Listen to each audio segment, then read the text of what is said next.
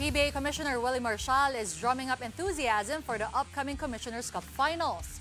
Marcial says this series will be good not just for the fans but for the league as well. The PBA will return to the Mall of Asia Arena for the first time in a while for Game 1 tomorrow and Game 2 on Sunday. In terms of officiating, Marcial says the league will most likely rotate a maximum of 10 referees throughout the series. Here's Kume talking about the logistical side of the PBA Finals. Nagsimula kami 20 referees. Pagdating ng quarterfinals, nag-16 kami. Semifinals, nag-14.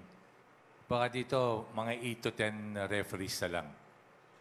Tingnan natin, ginagawa naman ng technical committee. Nagsususpindi tayo. At ngayon, hindi sila luluhod. Ako luluhod sa kanila.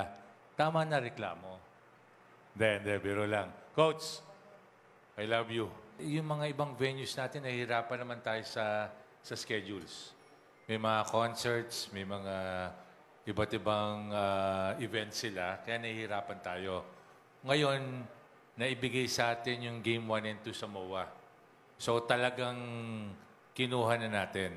Kung ano yung pinakamagandang available, kinukuha natin. Wala ka na hanapin pa dito from the coaches, players, imports, at management.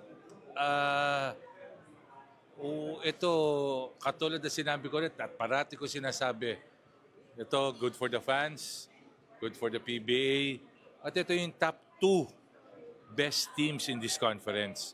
So maganda itong labanan na to.